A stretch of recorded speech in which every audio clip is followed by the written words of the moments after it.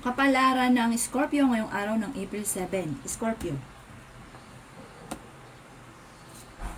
Sinasabi po dito ng ating tarot card Scorpio na may naantabayan ka na didelay lamang.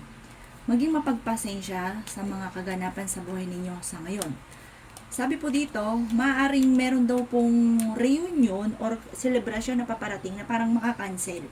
Kayo daw po ay swerte sa inyo pong mga anak. Maaaring may problema kayong pinagdadaanan sa ngayon, Scorpio, tungkol sa pera. Sinasabi rin po dito na nag-aalala ka para sa inyong pamilya. Sinasabi rin po dito na maging balance ka sa lahat ng bagay. Pero kayo daw po, Scorpio, ay fighter na tao. Magiging okay naman ang lahat, maging sa usapin ng buhay, pag-ibig at pera. May isang lalaki na Scorpio na nagiging matagumpay sa kanyang pagninegosyo. Sinasabi rin po dito na maaaring kayo daw po may gabay at paladasal. Kayo daw po, Scorpio, ay masipag, madiskarte, madadagdagan pa ang inyong kita. Malakas din daw po ang inyong karisma.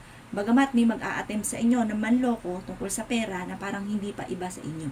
Ang lucky color ninyo ay red at ang lucky number po ninyo ay nagsisimula sa number 4, 19, 1, 36, 45, at 52. Good luck po!